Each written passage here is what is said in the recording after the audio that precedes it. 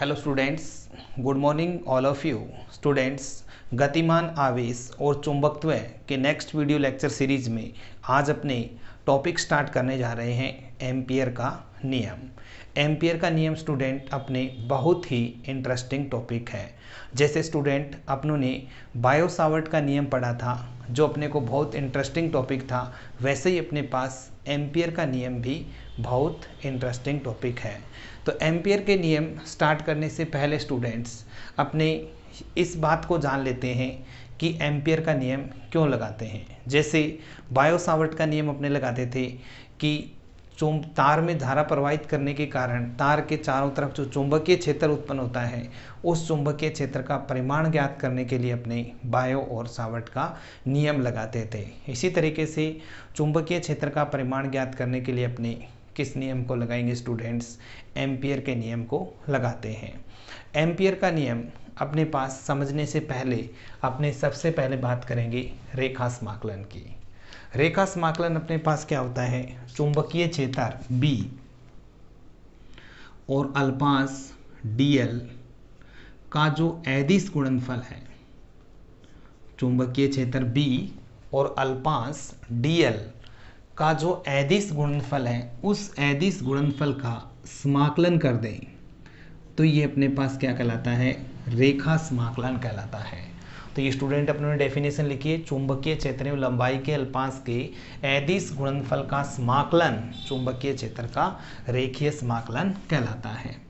अब अपने को स्टूडेंट पता है कि जो BDL है, B डॉट DL, इसको हटाते हैं तो BDL अपने पास क्या आने वाला है? Cos theta. क्योंकि अपनों ने 11th क्लास में पढ़ चुके हैं A dot B, A vector dot B vector AB cos theta और A vector cross B vector अपने पास होता है AB साइन थीटा। तो स्टूडेंट अब बात करते हैं अपने एम्पियर के नियम की। तो एम्पियर का जो नियम है ये कहता है कि किसी बंद पथ के चुंबकीय क्षेत्र, यानी सबसे इंपॉर्टेंट चीज़ है कि एम्पियर का नियम है वो बंद पृष्ठों के लिए लागू होता है। जैसे अपने गाउस का नियम लगाते थे, तो गाउस के नियम और एम्पियर के नियम में कॉमन बात ये है कि दोनों ही नियम अपने पास बंद पृष्ठों पर क्या होते हैं? लागू होते हैं। तो इसका मतलब ये कह रहा है कि किसी बंद पथ के चुंबकीय क्षेत्र का रेखा समाकलन, यानी इस रेखा समाकलन को अपने क्या कर देंगे? बंद कर देंगे। B डॉट DL जो रेखा समाकलन है बंद पृष्ठ का, उसका मान है उस बंद पृष्ठ से जितनी भी धाराएं जाएंगी उनका बीजगणितीय योग और निर्वात की जो चुंबकनशीलता है उसके गुणनफल के क्या होता है? बराबर। तो निर्वात की चुंबकनशीलता स्टूडेंट अपने पास कितनी किससे डिनोट करते हैं? म्यू नॉट से, और उस बंद पृष्ठ में जो धारा जा रही है उसको मान लेते हैं अपने पास कितनी है? I है। तो इसका मतलब ये अपने पास एम्पियर के नियम का क्या बन जाएगा? कथन बन जाएगा। यानी किसी बंद पृष्ठ के चुंबकीय क्षेत्र, बंद पथ के चुंबकीय क्षेत्र का जो रेखा समाकलन है, रेखा समाकलन का मान निर्वात की चुंबकनशीलता म्यू नॉट व बंद पथ में से गुजरने वाली, बंद पथ में जितनी भी धाराएं गुजर रही हैं उनके बीजगणितीय योग के गुणनफल के क्या होता है? बराबर होता है। जैसे स्टूडेंट अपने बात करते हैं, जैसे ये धाराएं जा रही हैं अपने पास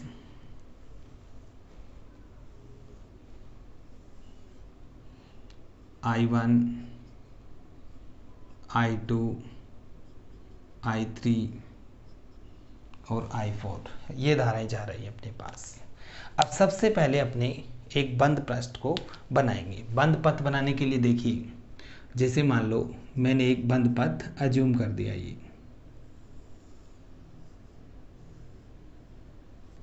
अब इस बंद पथ में से कितनी धाराएं जा रही हैं? I1, I2, I3 और I4। जो स्टूडेंट एक दिशा में धाराएं जा रही हैं उसके आगे अपने साइन प्लस का लगाएंगे, और जो धाराएं विपरीत दिशा में जा रही हैं उसके आगे साइन माइनस का लगाएंगे। जैसे अपने गाउस का नियम पढ़ते थे, गाउस का नियम ये पढ़ते थे आप फाई या E vector dot DA vector equal to summation Q upon epsilon not.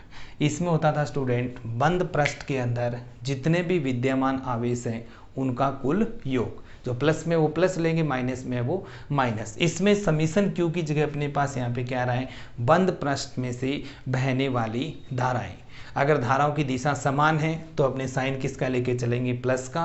अगर धाराओं की दिशाएं अपने पास विपरीत है तो अपने साइन किसका लेके चलेंगे, माइनस का।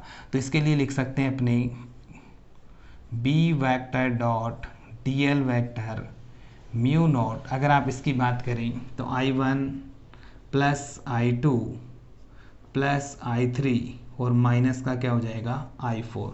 तो इस वाले पृष्ठ के लिए या इस वाले पथ के लिए अपने एम्पियर का नियम लिख सकते हैं, close integration B vector dot D L vector equal to mu naught I1 plus I2 plus I3 minus I4।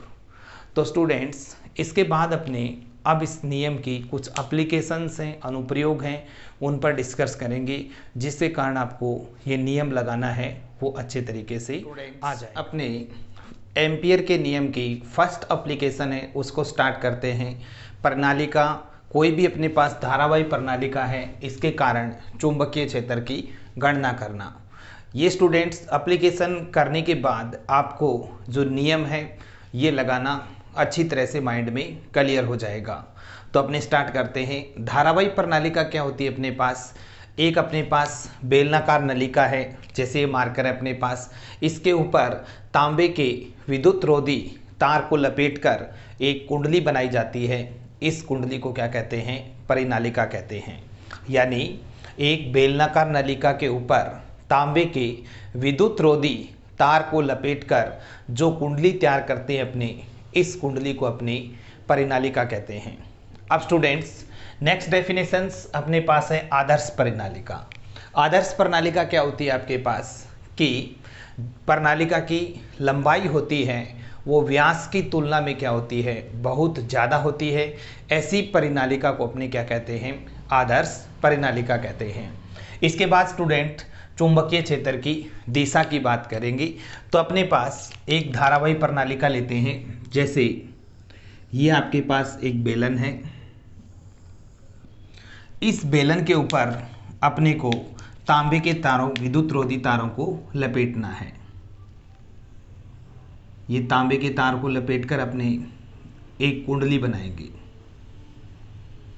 अपने को एक फ्रंट साइड दिख रही है, इसलिए मैं एक साइड में तार अगर अपने लपेट रहे हैं तो फिगर में बोर्ड पे देखेंगे तो अपने इसकी एक साइड दिखेगी।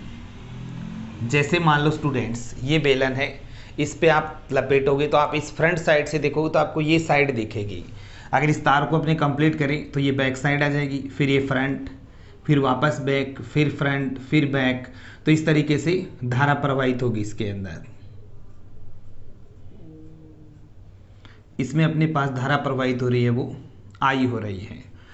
तो प्रणालिका का जो ये एंड है अपने पास, ये आपके पास एस ध्रुव की तरह काम करेगा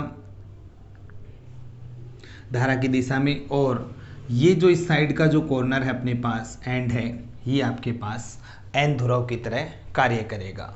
तो स्टूडेंट्स जो परिनालिका आपने ली है, इस परिनालिका के अंदर समरूप चुंबकीय क्षेत्र है वो अपने पास क्या होता है, उत्पन्न होता है, जिसकी दिशा अपने पास एस से कहाँ पर है, एन की तरफ है। अब अपने बात करते हैं इस चुंबकीय क्षेत्र की जो दिशाएं हैं वो अपने कैसे निकालते हैं। वर्तीय धाराओं के लिए दाईं हथेली के नियम से ज्ञात की जाती है।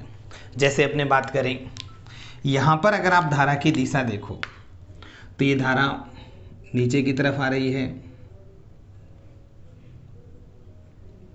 और यहाँ पर ये घूम के वापस कहाँ पे जा रही है, अपने पास ऊपर की तरफ जा रही है।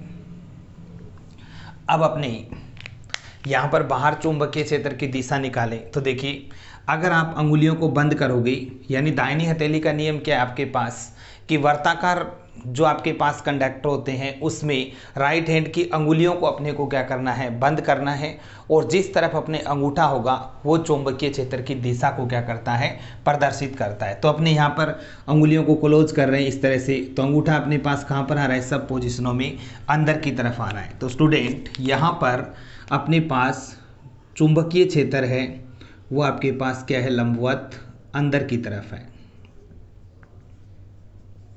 अगर यहाँ पर बात करें तो अंगुलियों को धारा की दिशा में आप बंद कर रहे हैं, तो अंगूठा आपके पास कहाँ पे जा रहा है, बाहर की तरफ। तो चुंबकीय क्षेत्र यहाँ पर सब पोजिशनों पे अपने पास क्या है, बाहर की तरफ है। तो यहाँ पर अपने पास प्रणालिका के अंदर जो समरूपी चुंबकीय क्षेत्र उत्पन्न होता है, उस चुंबकीय क्षेत्र का मान अपने एम्पियर के नियम से क्या करेंगे, ज्ञात करेंगे। धारावाही प्रणालिका के कारण चुंबकीय क्षेत्र की गणना करेंगे। चुंबकीय क्षेत्र की गणना करने के लिए सबसे पहले अपने पास एक प्रणालिका लेते हैं।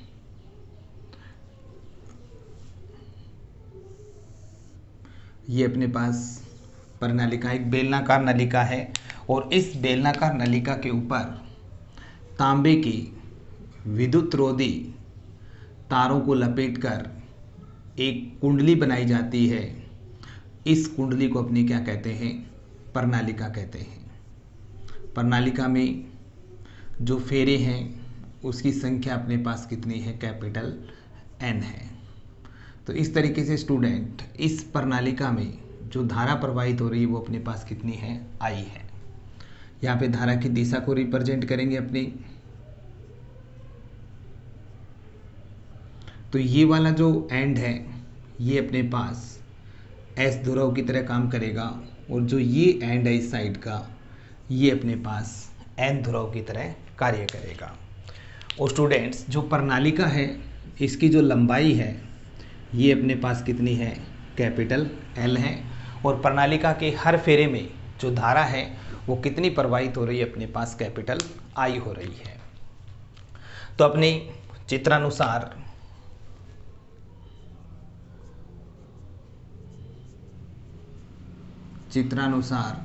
कैपिटल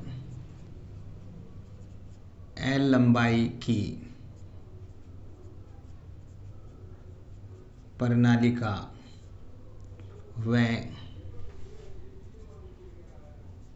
वह इसमें फेरों की संख्या कैपिटल N है। तो एकांक लंबाई में फेरों की संख्या, इसको अपने स्मॉल एन से डिनोट करते हैं, यानी N बाई क्या हो जाएगी, कैपिटल N। एकांक लंबाई में फेरों की संख्या। अब स्टूडेंट्स जो एम्पियर का नियम लगता है ये बंद पथ के लिए लगता है। तो सबसे पहले अपने एम्पियर का एक बंद पथ बनाएंगे। तो यहाँ पे मैं एक एम्पियर का बंद पथ बना रहा हूँ। इसका नाम ले लेते हैं PQRS और इस पे एक अल्पांश लेते हैं अपने DL। और जो ये बंद पथ लिया है आपने, इसकी जो लंबाई है ये अपने पास कितनी है, स्मॉल l है। तो स्मॉल l लंबाई के एक बंद एम्पियर पथ की अपने क्या करते हैं, कल्पना करते हैं। अब अपने एम्पियर का नियम लगाएंगे। एम्पियर के नियम से, एम्पियर के नियम का अपने स्टेटमेंट लिख सकते हैं, close integration B vector dot DL vector mu not summation I। यानी जो ये बंद लूप लिया है इसमें अपने पास कितनी धारा प्रवाहित हो रही है। प्रणालिका के हर फेरे में धारा कितनी है, कैपिटल I है। और इस बंद लूप में कितनी धारा जा रही है उसको ले लिया मैंने समीशन I, समीकरण नंबर 1। और जो बंद पथ लिया स्टूडेंट वो अपने पास है PQRS P। तो इसके लिए लिख देंगे PQRS P। इसके लिए अपने LHS और RHS की गणना करेंगे। जो मान आएंगे उसको अपने समीकरण नंबर 1 में रखेंगे और इस एप्लीकेशन को अपने सोल्व कर देंगे, यानी चुंबक प्रणालिका के लिए चुंबकीय क्षेत्र की गणना कर देंगे। तो सबसे पहले अपने LHS निकालेंगे। इसमें लेफ्ट हैंड साइड को सोल्व करेंगे। तो लेफ्ट हैंड साइड को सोल्व करने के लिए अपने पास है close integration PQRSP B vector dot DL vector equal to, इस इंटीग्रेशन को स्टूडेंट्स अपने 4 पार्ट्स में डिवाइड करेंगे। कौन कौन से 4 पार्ट्स में डिवाइड करोगे आप? जैसे अपने पास लाइन इंटीग्रल P से Q, Q से R, R से S और S से P। सबसे पहले अपने लेते हैं इसको क्लोज इंटीग्रेशन P से Q B vector dot DL vector plus इसको डिवाइड कर देते हैं P से Q चले, अब Q से R, Q से R B vector dot DL vector plus अब निकालेंगे अपने R से S B vector dot DL vector plus last अपने निकालेंगे S से P B vector dot DL vectors. ये स्टूडेंट्स अपने 4 पाथ लिए हैं P से Q, Q से R, R से S और S से P। अब सबसे पहले अपने बात करते हैं यहाँ पे B डॉट DL, B और DL के बीच कोण। B की डायरेक्शन मैंने आपको बताई थी, इसके समरूप चुंबकीय क्षेत्र उत्पन्न होता है। तो B और DL के बीच एंगल PQ के लिए अपने पास कितना बन रहा है? 0 डिग्री। तो थीटा यहाँ पर कितना है? 0। B की डायरेक्शन ऐसे है, ये अपने पास DL ऐसे है, इसमें लेंगे DL तो एंगल कितना बन रहा है स्टूडेंट? 90 डिग्री। तो थीटा अपने पास कितना होगा? 90 डिग्री। थर्ड के लिए देखें तो थर्ड में स्टूडेंट थीटा का अपने पास कोई भी रोल नहीं है, क्योंकि जो चुंबकीय क्षेत्र है वो प्रणालिका के अंदर उत्पन्न होता है, बाहर चुंबकीय क्षेत्र अपने पास कितना है? 0 है। यहाँ पर B की वैल्यू कितनी है? 0। तो थीटा का कोई भी रोल नहीं है, B यहाँ पे 0 रखोगे तो अपने पास पूरा इंटीग्रेशन है वो क्या हो जाएगा? 0 हो जाएगा। इसके बाद स्टूडेंट्स 4 नंबर है अपने पास S से P, S से P में जाएंगे, फिर आपके पास ये परपेंडिकुलर है तो थीटा इक्वल टू अपने पास कितना होगा? 90 डिग्री। ये अपने पास इंटीग्रेशन को डिवाइड कर दिया। अब अपने इसको सॉल्व करते हैं आगे। एंगल की वैल्यू रखेंगे क्लोज इंटीग्रेशन P से Q B DL cos 0 plus close integration Q to R B DL cos 90 plus close integration B 0 होने के कारण ये पूरा इंटीग्रेशन क्या होगा? 0 plus close integration B DL cos 90। ये इंटीग्रेशन है अपने पास S से P। अब स्टूडेंट्स cos 90 की वैल्यू अपने पास क्या होती है? 0, और तो इसके कारण ये दोनों इंटीग्रेशन फिर 0 होंगे और cos 0 की वैल्यू 1। तो इसको लिख देंगे अपने P से Q B DL plus 0 plus 0 plus 0, या इसमें से B बाहर लेंगे तो अपने पास आएगा P टू Q, अंदर रहेगा DL। तो क्लोज इंटीग्रेशन B यानी अपने पास चल रहा है LHS के अंदर close integration B DL equal to P Q R S P B और DL हटेगा तो PQ इसकी जो पूरी लेंथ है, DL अल्पांश की लेंथ है और पूरी लेंथ अपने पास कितनी ले रखी है? L। तो इसकी जगह रख देंगे L और इसको समीकरण नंबर डाल देंगे 2। ये स्टूडेंट अपने इसकी LHS है वो डिटरमाइन हो चुकी है। अब अपने इसकी राइट हैंड साइड निकालेंगे। राइट साइड निकालने के लिए RHS लेंगे अपने पास। RHS में आपको सबसे पहले इस बंद पृष्ठ में, यानी जो बंद आपने पथ लिया है उस बंद पथ में बहने वाली धारा कितनी है वो निकालेंगे। तो सबसे इंपॉर्टेंट बात आती है स्टूडेंट्स, तो अपने पास पहले ये निकालेंगे फेरों की संख्या कि इसमें जो आपके ये बंद पथ लिया है इसमें नंबर ऑफ टर्न्स कितने हैं, यानी नंबर ऑफ घेरे कितने हैं यहाँ से। तो कैपिटल जो L लंबाई है, प्रणालिका की पूरी लंबाई कितनी है? L है, और L लंबाई में फेरों की संख्या कितनी है? अपने पास N है। तो अपने यहाँ से राइट साइड में समीशन I के मान की क्या करेंगे? गणना करेंगे। समीशन I के मान की गणना करना। समीशन I के मान की गणना करेंगे तो अपने पता है कि L लंबाई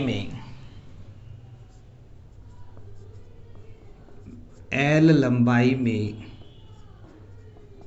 फेरों की संख्या। पूरी प्रणालिका में कितने फेरे हैं?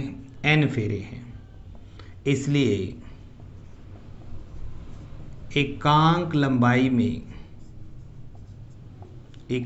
लंबाई में फेरों की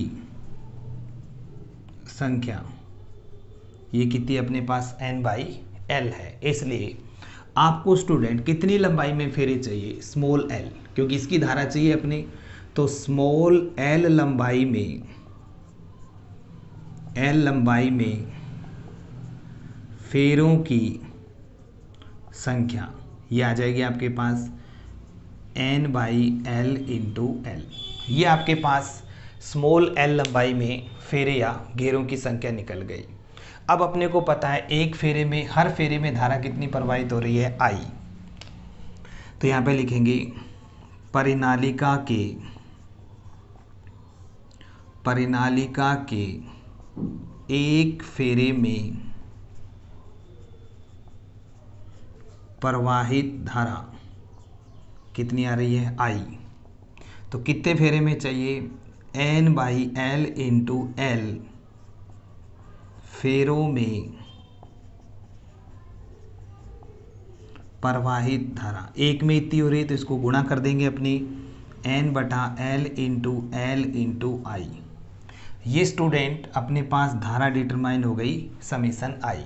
यानी अपने पास पहले अपने इस बंद पथ में कितने फेरे आ रहे हैं वो निकाले हैं। तो अपनों ने L लंबाई में पूरी प्रणालिका में कितने घेरे हैं? n हैं। एकांक में n/l होंगे और स्मॉल l में चाहिए तो n/l × स्मॉल l। एक फेरे में धारा प्रवाहित हो रही है I, तो आपको कितने फेरे चाहिए? n/l × l फेरों में धारा चाहिए, तो उसको I से क्या करेंगे? मल्टीप्लाई कर देंगे। यह मान समीकरण 1 में रखने पर, यह मान समीकरण 1 में रखने पर इसको समीकरण नंबर अपने 3 डाल देंगे। 1 में रखेंगे स्टूडेंट तो अपने पास आएगा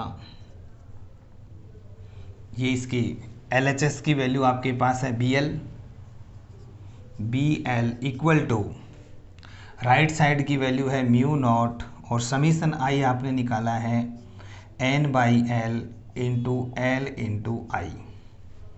L से L कैंसिल आउट हो रहा है तो अपने पास B की वैल्यू मिलेगी μ0 n/l × I। अब स्टूडेंट n अपने पास यहाँ पे क्या है? एकांक लंबाई में फेरों की संख्या, जिसे अपने क्या लिख सकते हैं? Small n। तो B इक्वल टू अपने पास क्या होगा? μ0 ni। ये इसका अपने पास लास्ट रिजल्ट आ जाएगा। यानी प्रणालिका, धारावाही प्रणालिका के कारण जो चुंबकीय क्षेत्र उत्पन्न होता है उस चुंबकीय क्षेत्र का जो मान है B इक्वल टू μ0 ni सूत्र से दिया करते हैं। स्टूडेंट अपने पास एक कैपिटल L लंबाई की एक प्रणालिका है और कैपिटल L लंबाई प्रणालिका में जो फेरों की संख्या है वो अपने पास कितनी है? n है। इस प्रणालिका के ऊपर अपने तांबे के विद्युत रोधी तार को लपेटा गया है और उसमें अपने I धारा प्रवाहित हो रही है और I धारा प्रवाहित हो रही है तो प्रणालिका के बाहर चुंबकीय क्षेत्र अपने पास कितना है? 0 है। तो स्टूडेंट्स इस एप्लीकेशन को अपने एम्पियर के नियम से हल करते हैं। तो एम्पियर का नियम हमेशा बंद पथ के लिए लगता है। तो सबसे पहले अपने एक PQRSP बंद पथ की क्या की अपनों ने कल्पना की है। तो एम्पियर के नियम से स्टेटमेंट लिख सकते हैं बंद पथ PQRSP B vector dot dl equal to μ0 summation I। Equation number first आ जाएगी अपने पास। अब स्टूडेंट्स इसमें अपने को वैल्यू रखनी है। तो सबसे पहले अपने LHS को सॉल्व करेंगे, फिर RHS को सॉल्व करेंगे। तो एम्पियर के नियम की जो एप्लीकेशन है इसी तरीके से सॉल्व करेंगे। अपने सबसे पहले अपने लेफ्ट साइड के मान निकालेंगे, फिर राइट साइड के निकालेंगे। दोनों जो मान आएंगे उन मानों को अपने समीकरण नंबर 1 में रख देंगे। तो अपने जैसे इसकी LHS सोल्व की तो अपने एक बंद पथ लिया PQRSP। इसको मैंने 4 पार्ट्स में लाइन इंटीग्रल में तोड़ दिया। P से Q, Q से R, R से S और S से P। तो मेरे पास क्या बना? P से Q, Q से R, R से S और S से P। अब स्टूडेंट बात आती है अपने एंगल की। तो इसमें चुंबकीय क्षेत्र की दिशा समरूपी है अंदर अपने पास। तो P और Q यहाँ पे जो अल्पांश लिया है DL और चुंबकीय क्षेत्र दोनों के बीच में कोण कितना है 0 डिग्री। इसके लिए अपने पास कितना है 90। बाहर वाले इसके लिए बी ही 0 अपने पास, क्योंकि चुंबकीय क्षेत्र कहाँ पर अंदर की तरफ उत्पन्न हो रहा है। और इस वाले के लिए फिर अपने पास कितना है 90। तो ये अपने सब डाटा इसमें रिप्लेस कर दिए। ये इंटीग्रेशन b के कारण 0 हो जाएगा और ये इंटीग्रेशन cos 90 cos 90 की वैल्यू 0 है, तो ये अपने तीनों इंटीग्रेशन 0, तो यहाँ से बचेगा b dl। b को बाहर निकालेंगे dl, p से q dl लाइन इंटीग्रल, पूरी लंबाई अपने पास कितनी है स्मॉल l, तो इसकी जगह अपने इंटीग्रेशन हट के क्या लिख देंगे स्मॉल l, इक्वेशन नंबर 2। अब स्टूडेंट्स राइट साइड के अंदर अपने समीशन आई की गणना करेंगे। समीशन आई की गणना करने के लिए सबसे पहले अपने पास ये जरूरी है कि आपको जो आपने बंद पथ लिया है उसमें फेरे कितने आ रहे हैं। तो अपने एक फेरे में धारा प्रवाहित हो रही है आई, तो जितने फेरे आ रहे हैं इसमें, जैसे मान लो इसमें 20 30 कितने ये नंबर ऑफ टर्न्स आ रहे हैं, उसको अपने धारा निकालनी है। तो अपने पहले नंबर ऑफ टर्न्स चाहिए, तो यानी नंबर ऑफ घेरों की संख्या चाहिए। तो घेरों की संख्या निकालने के लिए मेरे पता है कि जो मेरे पास ये पूरी प्रणालिका है इसमें कितने घेरे हैं, मेरे पास n है। तो l लंबाई की प्रणालिका में घेरों की संख्या कितनी है n है। एकांक लंबाई में घेरों की संख्या कितनी है n/l है। इसलिए n बाई जो स्मॉल l लंबाई है उसमें घेरों की संख्या कितनी होगी n/l इंटू l होगी। ये स्टूडेंट अपने पास नंबर ऑफ घेरे निकले हैं। अब एक फेरे में धारा कितनी जा रही है I, तो इसमें कितने फेरे हैं, फेरों की संख्या आपने निकाली n/l इंटू l, तो इसमें धारा निकालोगे तो n/l इंटू l इंटू क्या कर देंगे I कर देंगे। इसके बाद ये दोनों मान जो अपने समीकरण 2 और समीकरण 3 से जो मान आए हैं उसको समीकरण नंबर 1 में रखा है। तो b डॉट dl की वैल्यू अपने पास bl और म्यू नॉट है ही अपने पास, और इसकी समीशन आई की वैल्यू आपने निकाली n/l इंटू l इंटू आई। तो ये रिप्लेस किया, स्मॉल l से स्मॉल l कैंसिल आउट हो रहा है, तो b equal to mu naught n/l into I. और capital n by capital l की वैल्यू अपने पास स्मॉल n होती है एकांक लंबाई में फेरों की संख्या। तो स्टूडेंट इसका लास्ट रिजल्ट अपने पास क्या मिलता है b equal to mu naught n आई। तो दोस्तों उम्मीद करता हूँ कि आपको वीडियो है, तो स्टूडेंट्स उम्मीद करता हूँ कि जो आपको वीडियो है ये अच्छे तरीके से समझ में आई है। एम्पियर का नियम आपको इतना ही अच्छे तरीके से समझ में आया है जितना आपने बायो सावर्ट के नियम को पढ़ा है। तो स्टूडेंट्स वीडियो को ज़्यादा से ज़्यादा लाइक करें, शेयर करें और कमेंट बॉक्स में कमेंट ज़रूर करें। Thank you.